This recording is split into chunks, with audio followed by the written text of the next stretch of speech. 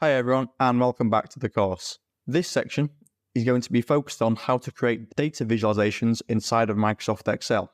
Starting off in this lecture, we'll go over some of the important theory points, like what data visualization actually is, the advantages and potential issues with data visualizations, as well as some of the common pitfalls to avoid. And after that, we'll move on to looking at how to create our own charts in Excel. We'll follow this up with another 2 lectures, the first of which will be on chart formatting and styling, and then the second will be on some of the more advanced chart types in Excel, including how to create them and when best to use them. Let's start by looking at what data visualization actually is. Data visualization is the graphical representation of information and data by using visual elements like charts, graphs, and maps. They provide us with an easy way to see and understand the trends, outliers, and patterns in our data. If we take a look at this table of data here, the sheer volume of information can make it quite hard to get an understanding of what it's showing. For a bit of context, this dataset is on hourly energy consumption. If we were to group this data into hourly averages across the entire year, and then put this into a graph like this, a much clearer picture begins to emerge. So the graph provides a straightforward means to spot the trends, patterns, and again, any outliers in the data. So we can see here that energy usage drops off in the night and then peaks in the evening at around 6 to 7 o'clock, which makes sense. This then brings us onto some of the benefits, as well as some of the potential downsides to data visualization. Starting with the benefits, as we saw with the chart before, data visualization makes it much easier for people to understand the key information found in a dataset, as well as revealing the key patterns and trends inside. This then allows stakeholders to make faster decisions, as well as improving the attention and confidence in your findings, as they can see the evidence for themselves. And finally, data visualization plays an important role in effective storytelling, which is a crucial aspect to conveying the significance of your data-driven discoveries. And then as for any downsides to data visualization, the big one is really the potential for inaccuracies or misrepresentations of data, which may lead to incorrect conclusions and decisions from stakeholders. Factors like complex data sets, subjective choices, biases, and limitations in your tools can worsen or cause this issue. And some of the problems that can arise from either inaccurate or misleading data visualizations include poor decision-making, loss of credibility, and a loss of confidence in further findings. If we take a look at this graph here, on the face of it, it looks like that since 2017, and especially in 2018, the company sales have increased dramatically. And in fact, 2018 sales look to be around 4 times the amount of 2017. But crucially, the y-axis has been removed, so we don't get any reference or context as to what these values actually are. If we add the y-axis back in, we can see that it's been truncated, meaning that instead of starting at 0, our y-axis values start at 870,000 and then go up to 895,000. So even though the difference between 2014 and 2018 looks huge, it is only a $20,000 increase on a total amount of nearly $900,000. And then if we started our scale at 0, our chart would look something more like this, which of course now looks like quite a trivial change. And then finally, let's have a look at some of the most common pitfalls and mistakes that people make when creating data visualizations. Excessive or irrelevant information can cause our graphs to become too cluttered and hard to interpret. So take this pie chart for example. This pie chart contains information on people's favourite fruit, but due to the number of categories available, it's hard to pick out any meaningful conclusions as to what each slice represents. Additionally, the overuse of colours or effects can significantly affect the appearance of a data visualization, as we can see here with this column chart. While having lots of colours can sometimes look pretty, the more colours there are, quite often the less comprehensible the visualization becomes. Instead, a simpler colour scheme, such as this, or even something like this one here, where you only highlight the particular category that you want to go and draw attention to, can be much more beneficial. Okay, and now that we've covered the main theory points, let's move on over into Excel and have a look at creating our first chart. To follow along with me here, you can find the spreadsheet for this section either in the course resources or it's also attached as a resource to this lecture. Within this workbook, we have quite a few different worksheets. And then within each worksheet, you'll find multiple different data sets. And then we'll use each of these data sets to illustrate the relevant chart. So the name of the worksheet is the chart that we'll use for that example. And let's start by having a look at the line chart. The dataset for our line chart is made up of 4 different columns: the month, sales, expenses, and profit. Within each of these columns, we recorded data for the months of January through to June. And then additionally, at the bottom of each column, we've calculated the total for that column using a simple sum function. To insert our chart, the first thing we'll need to do is to highlight all of the data that we want to visualize, or in other words, what data we want to put into the chart.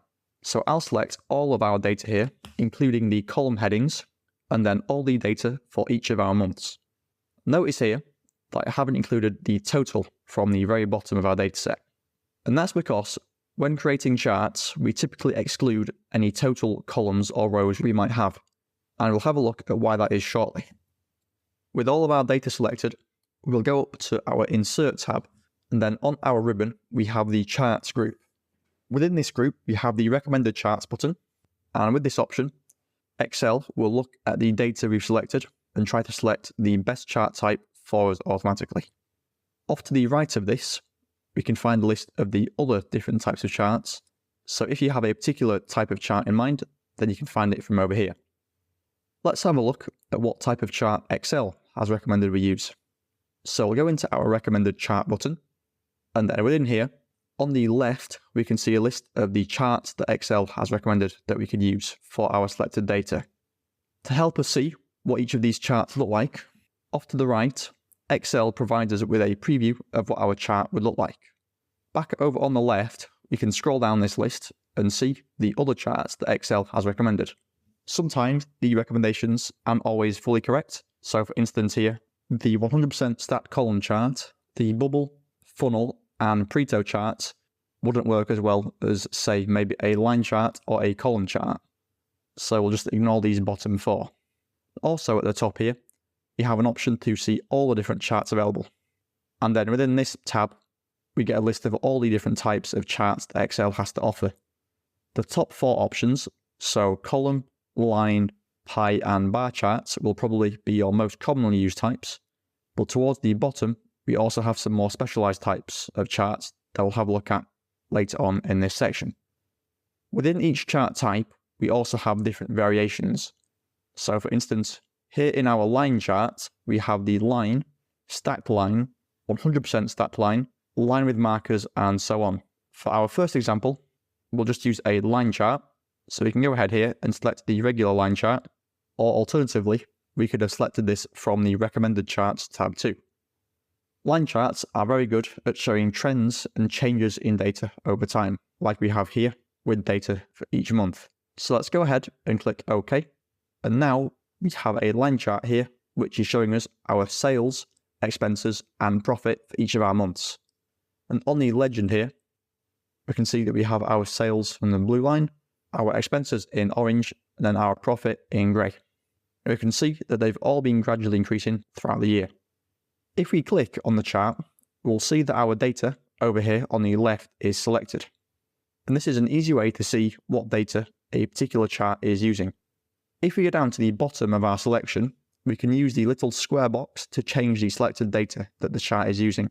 If we drag this down here and select our totals row, we'll see that our chart updates in real time.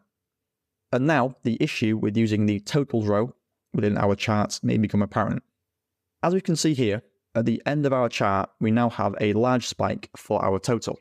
And this makes it harder to pick out the little bits of detail and variation from our main month data, as the y-axis now has to accommodate this larger value.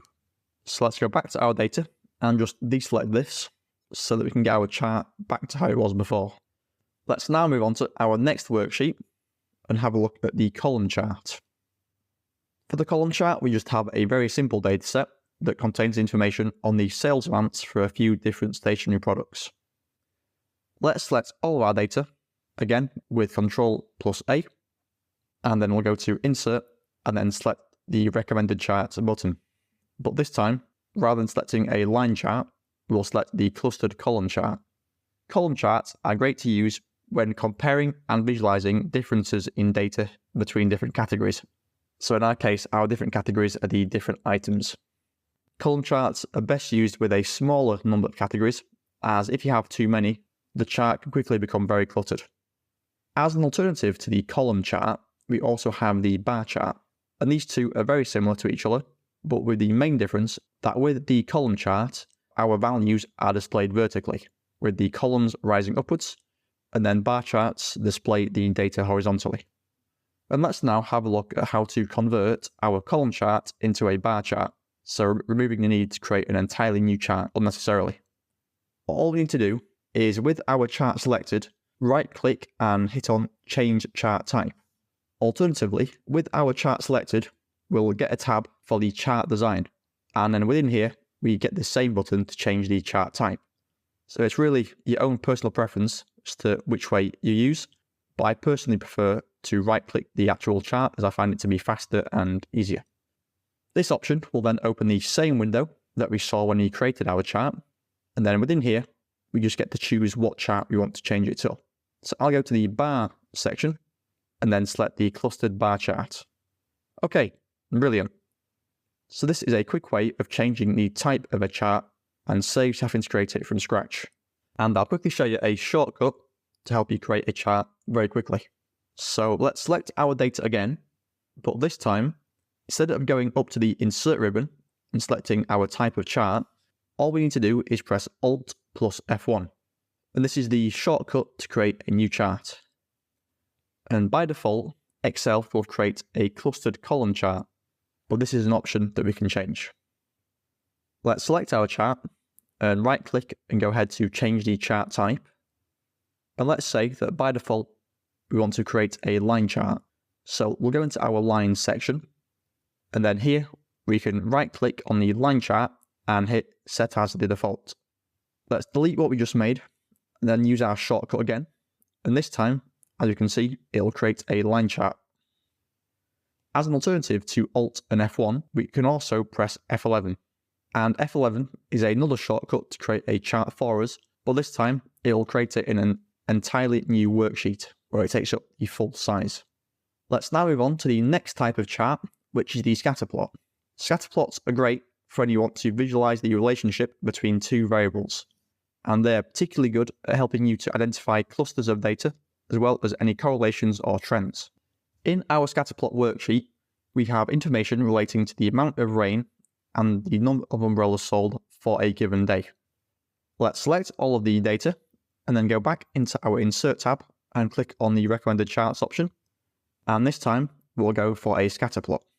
And here we have a scatterplot showing the relation between the amount of rain and the number of umbrellas sold in a particular day. Along the x-axis at the bottom, we have the amount of rain, and then up the y-axis on the left, we have the number of umbrellas sold. So here, the scatterplot has made it very easy for us to see that there's a generally positive correlation between the amount of rain and the number of umbrellas sold. But it also draws attention to the outlier that we have here off to the right, where we have the most rain out of any day in our dataset, but also a relatively low number of umbrella sales. We'll look at chart formatting in greater detail in the next lecture, but for now, I'd just like to show you how to change the title of our chart, as well as adding in axis labels, as currently there's no label to indicate what each axis represents. To change our chart title, all we need to do is click on the text, and then now we can simply just type and change it to whatever we want. I'll call mine Rainfall versus Umbrella Sales. But this can be really anything you want, as long as it's descriptive and explains what the chart represents. And now we'll very quickly add in some axis labels, just so you know what each axis represents. But as mentioned, we'll cover this in greater detail in the next lecture. Let's select our chart, and then off to the right we have a little green plus symbol. If we click on this, we'll get a couple of different options here, and we'll explore all of these and what they do in the next video. But for now, let's just select our axis titles to enable them. And like with the title, we can just select these and edit them to what we need. So our x-axis will be the rainfall in millimeters, and then our y-axis will be the number of umbrellas sold. Perfect. So already this is a lot clearer with our axis labels added. The final chart we'll look at in this lecture will be the last of our 4 basic and most common chart types, and this is the pie chart. Pie charts are a very effective way of visually representing proportions or percentages within a dataset. They provide a clear and intuitive way to showcase the distribution of data across different categories. Inserting a pie chart is a very similar process to our last 3 charts, so I'm sure that by now this will be becoming quite a repetitive process, but it's a great way to just reinforce your learning. Our dataset for the pie chart is the same as the dataset that we used when we were looking at the column and bar charts. So just again, a collection of various stationery items with their associated sales. So again, let's just select the data and then head over into the recommended charts menu. And within here, we'll just select the pie chart and hit OK. We've covered a lot in this lecture, so let's leave it there for now. In the next one, we'll have a look at how to format our charts and graphs to not only make them more visually appealing, but also make them more informative and easier to interpret. So for instance, our pie chart here could be improved by adding some actual values or callouts to give an indication as to how many total sales were made. So I'll see you all in the next lecture.